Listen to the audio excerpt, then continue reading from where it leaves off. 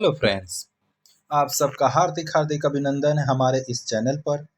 तो आज हम लोग थर्ड समेटिव एवोल्यूशन जो क्लास 6 का हिंदी का पेपर आपके समक्ष प्रस्तुत करने वाले हैं और इस प्रश्न पत्र का उत्तर भी इसी वीडियो में आपको देखने को मिलेगा। तो आप बिना वीडियो को स्किप किए इन सारे प्रश्न पत्र को और उनके उत्तर को बारीकी से अपने कॉपी में उतार लीजिए। तो अगर आप हमारे चैनल पर फर्स्ट टाइम आए हैं तो चैनल को सब्सक्राइब कर लीजिए, बेल आइकन के बटन को प्रेस कर दीजिए ताकि कोई भी नोटिफिकेशन आप तक सबसे पहले पहुंच सके। अगर फेसबुक पर देख रहे हैं तो हमारे पेज को फॉलो करना बिल्कुल ना भूलें। तो देखिएगा, आपके समक्ष ये प्रश्न पत्र है और इन प्रश्न पत्रों को आप थोड़ा देखिए, फिर उसके बाद हम लोग उत्तर पर गौर करते हैं। लेकिन ये 10 प्रश्नों के उत्तर अति संक्षिप्त में देना है आपको। ये प्रश्न है जो बहुत ही खास है क्लास 6 के लिए। यही प्रश्न पत्र में से बहुत सारे ऐसे प्रश्न होंगे जो आपको क्लास 6 में ही, ये तो 6 का प्रश्न पत्र है जो कि साल 2000 आने वाला जो आपका एग्ज़ाम है, उन सारे एग्ज़ाम में आपको ये सब प्रश्न पत्र देखने को, ये सारे प्रश्न देखने को आपको मिल सकते हैं।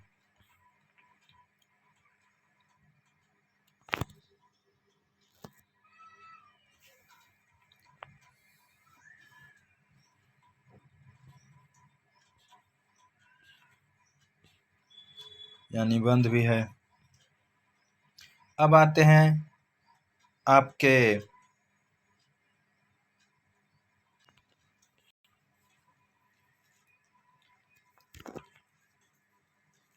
यहाँ देखिएगा, पहला प्रश्न है, कवि चंदा को किससे बांधने की बात करता है? तो कवि चंदा को कच्ची कलगियों में बांधने की बात करता है। आगे कौन पुकारेगी? तो आगे सुनी डगरिया पुकारेगी। जीवन रूपी निर्झर के कौन कौन से 2 तीर हैं? तो जीवन रूपी निर्झर के 2 तीर सुख और दुख हैं। झरना हमें क्या संदेश देता है? तो झरना हमें सतत गतिशील बने रहने का तथा जीवन पथ पर सदा आगे बढ़ते रहने का संदेश देता है। कठपुतली को गुस्सा क्यों आया? तो कठपुतली ने सोचा कि वह धागे से बंधी हुई पराधीन है, उसके आगे पीछे धागे हैं, वह अपने पांव पर खड़ी नहीं हो सकती, इसीलिए कठपुतली को गुस्सा आया। किसने अपने चित्रों से आकाश सजाया? तो बादल ने अपने चित्रों से आकाश सजाया। बादल के जाने के बाद आकाश कैसा दिखलाई देता है? तो बादल के जाने के बाद आकाश नीला दिखलाई देता है।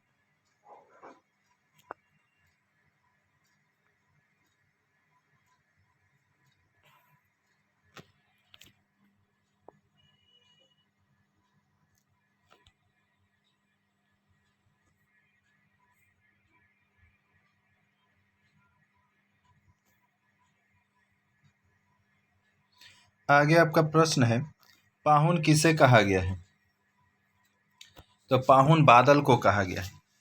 एक बड़े आदमी ने किसे सुखी कहा है? तो एक बड़े आदमी ने जो कुछ नहीं करता उसे सुखी कहा है। किसमें रस लेना बुरी बात है? तो बुराई में रस लेना बुरी बात है। कुजरीन घर में क्या लेने आती थी? तो कुजरीन घर में सहीजन लेने आती थी। छोटे से बॉक्स के अंदर डिबिया में कितने रुपये थे? तो छोटे से बॉक्स के अंदर डिबिये में 7 रुपये थे। बुआ को छोड़कर क्या चले गए थे? बुआ के छोड़कर क्यों?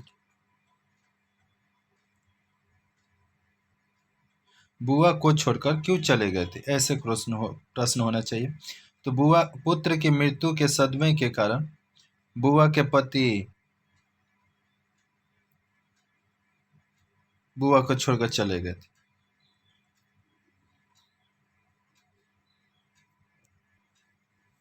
मेहमान ने सहीजन के पेड़ को किस चीज से काटा? तो मेहमान ने सहीजन के पेड़ को कुल्हाड़ी से काटा। गुदरी के लाल किसे कहा गया है? तो साईं को गुदरी का लाल कहा गया है। मेहमान, अगला क्वेश्चन है, मेहमान क्या तार गया? उसने पेड़ को क्यों काट डाला? इसका क्या परिणाम निकला? तो मेहमान ने घर में 2 बार भोजन किया। उसके साथ केवल एक भाई खाने के लिए बैठता था, वह भी साधा हुआ, इसीलिए दोबारा परोसने के पहल मना कर देता। यह देखकर मेहमान तार गया कि ये लोग गरीबी के शिकार हो रहे हैं, खाने पीने की तकलीफ बढ़ रही है, इन्हें अपनी गरीबी तथा अभाव की चिंता नहीं है। मेहमान ने पेड़ इसलिए काटा क्योंकि मेहमान बरामदे में सो जाने का ढोंग रचा। बड़ा भाई टोकरी में सहीजन लेकर कुजरीन को कम पैसे में दे दिए। मेहमान सब कुछ देख समझ गया कि यह अच्छा प्रतिष्ठित खानदान झूठी और बनावटी इज्जत के कारण खाने पीने की भी तकलीफ सह रहा है। इस सहीजन के पेड़ से ही अपना गुजारा कर रहा है। वह दूरदर्शी मेहमान उनकी काहिली दूर कर उन्हें कर्मठ बनाने की नीयत से पेड़ को काट डाला। पेड़ के काटने का परिणाम यह हुआ कि जीविका के एकमात्र आधार पेड़ के कट जाने से बड़े भाई ने सोचा कि अब आगे गुजारा चलाना मुश्किल है, इसलिए हमें अब कहीं न कहीं काम ढूंढना ही पड़ेगा। बड़े भाई ने धनी व्यक्ति के यहाँ नौकरी पकड़ ली और दूसरे भाई भी कहीं न कहीं काम पर लग गए। 1 साल में ही चारों भाइयों की दशा अच्छी हो गई और घर का काम काज सुचारू रूप से चलने लगा। अब घर में किसी चीज की कमी न रही और इस प्रकार पेड़ काटने का परिणाम स्वरूप उनकी किस्मत ही ऊंची उठ गई। कठपुतली कविता का उद्देश्य अपने शब्दों में आपको लिखना है। तो प्रस्तुत कविता में कवि ने कठपुतली के माध्यम से स्वतंत्रता के महत्व को स्पष्ट किया है।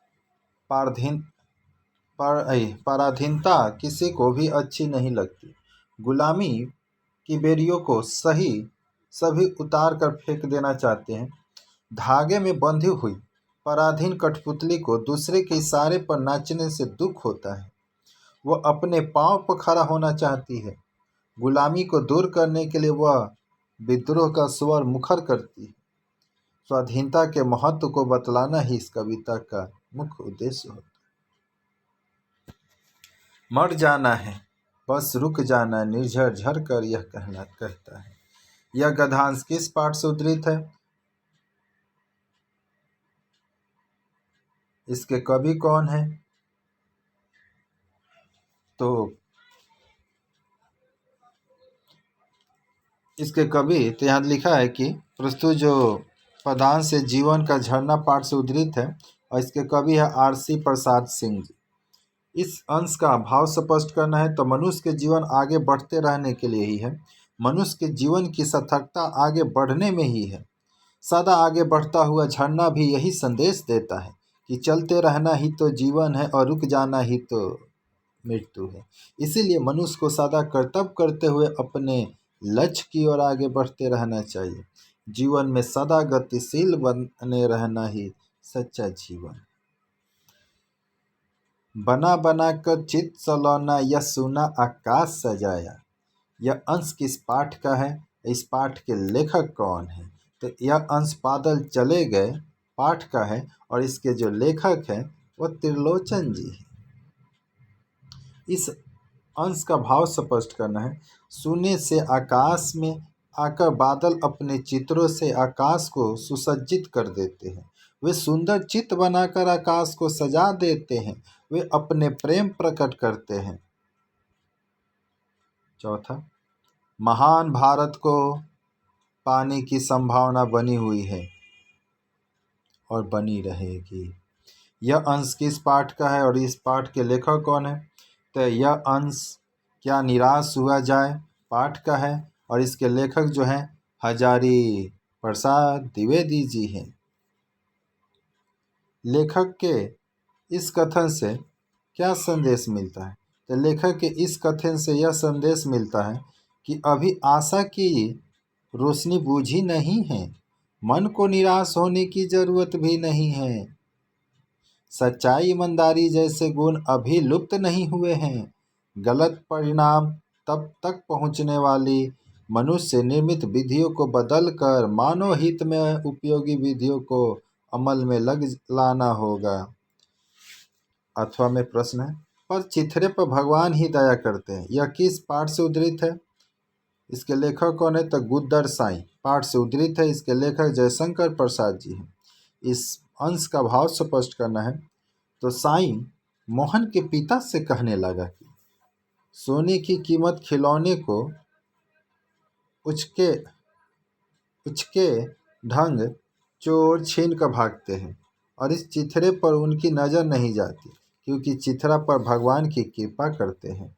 भगवान बालक के रूप में चिथरे को छीनते हैं।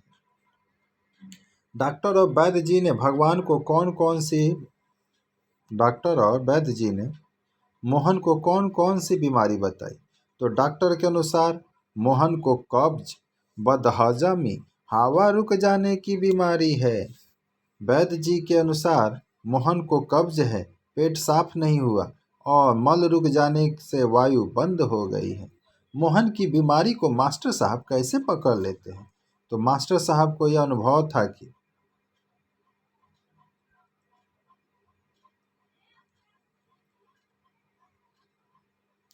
कामचोर लड़के स्कूल के काम से बचने के लिए बीमारी का बहाना बना लेते हैं। मोहन ने कुछ खाया भी नहीं था, पेट में दर्द होने का कोई कारण नहीं। मास्टर साहब ने मोहन से पूछकर जान लिया कि उसने स्कूल का काम नहीं किया है, इसी से मोहन को बीमारी ने पकड़ लिया है।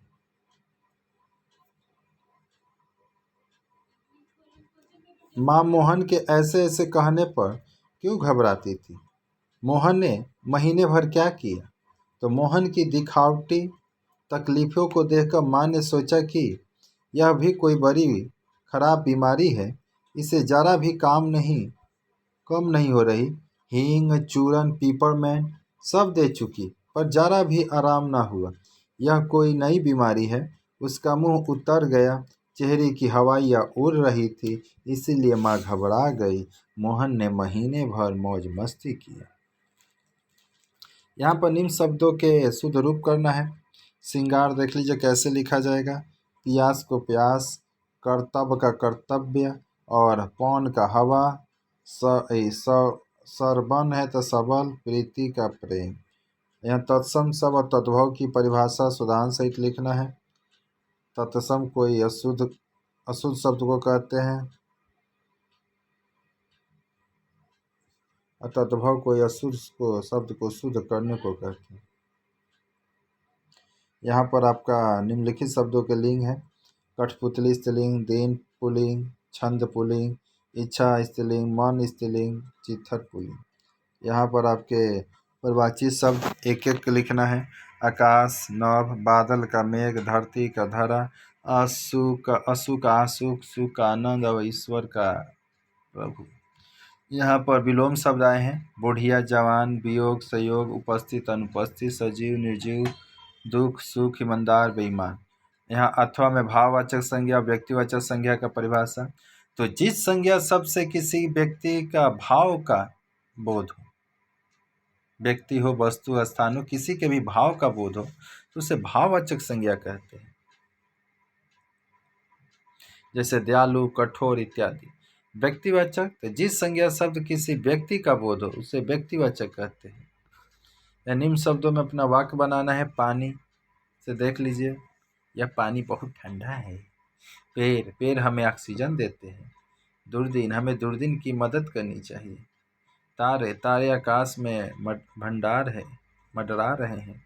मानो एक जाति है। तीर, यह तीर की तरह चुभता है। उसकी बात तीर की तरह चुभती है। अथवा पुल्लिंग और स्त्रीलिंग की परिभाषा सुधारण सही देना है। और आप यहाँ देख सकते हैं, पुरुष को पुल्लिंग कहते हैं। जिस शब्द से पुरुष जाति का बोध हो उसे पुल्लिंग कहते हैं। ठीक, आदमी, मोहन इत्यादि। जिस शब्द से स्त्री जाति का बोध होता है उससे स्त्रीलिंग कहते हैं। ऐसे लिखिए। वचन के भेदों की परिभाषा। शब्द के जिस रूप से एक या एक से अधिक का बोध हो तो उसे वचन कहते हैं। वचन में थोड़ा ना ठीक से लिख लीजिएगा। वचन के भेद, तो वचन दो प्रकार के होते हैं, एक वचन और बहुवचन।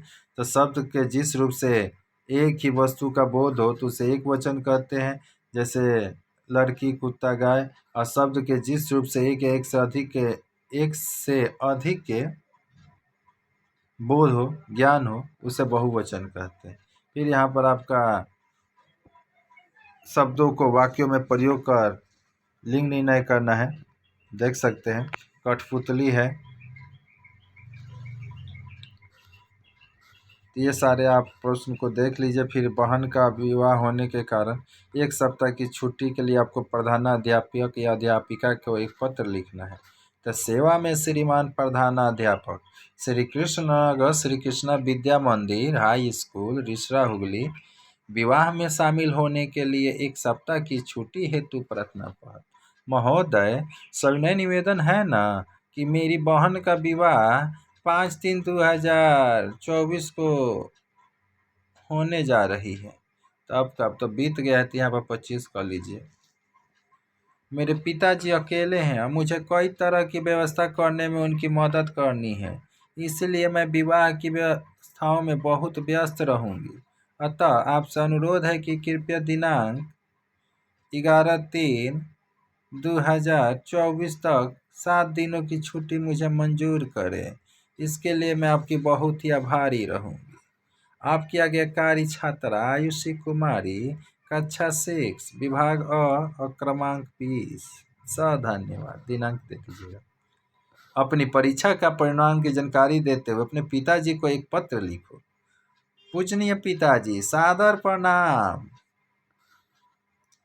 आपको यह शुभ समाचार पढ़कर अपार हर्ष होगा कि मैं 6वीं कक्षा की वार्षिक परीक्षा में उत्तीर्ण हो गई हूँ, प्रथम श्रेणी से जी। मेरी परीक्षा का परिणाम कल ही तो घोषित हुआ और मैंने 95% अंक लाकर प्रथम स्थान प्राप्त किया है। यह सफलता आपके आशीर्वाद का ही तो फल है पिताजी। तमन्ना तथा माही भी उत्तीर्ण हो गई है। आपकी पुत्री आयुषी।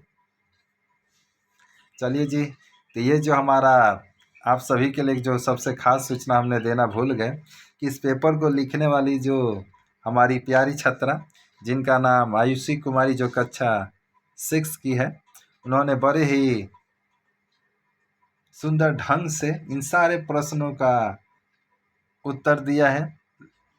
तो आप उनके लिए एक तो लाइक कर ही सकते हैं, एक कमेंट कर दीजिए प्यारा भरा, क्योंकि उन्होंने आपके लिए इतना सारा प्रश्नों को हल कर दिया। अब क्या चाहिए।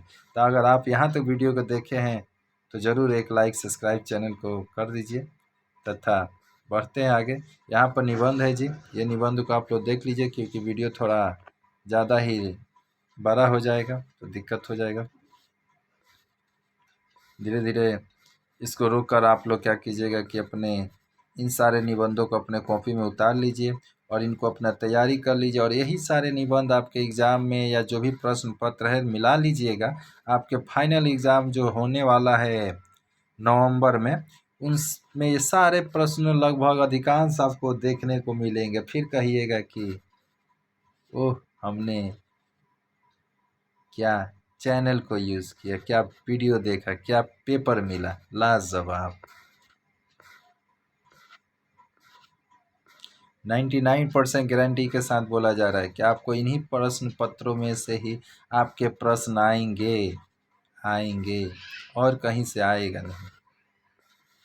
आप सभी इन सारे प्रश्नों को अपने कॉपी में उतार कर उसको अभ्यास करते रहिए और आने वाला आगामी एग्ज़ाम के लिए हमेशा तत्पर रहिए। तब तक के लिए इस वीडियो में इतना ही। अगर इस चैनल पर अगर आप फर्स्ट टाइम आए हैं तो चैनल को सब्सक्राइब कीजिए जी, बेल आइकन के बटन को प्रेस कर लीजिए तथा फेसबुक पर देख रहे हैं तो पेज को हमारे फॉलो कर लीजिए। ठीक, और फिर मिलते हैं किसी नेक्स्ट वीडियो में। तब तक के लिए जय हिंद, जय भारत, वंदे।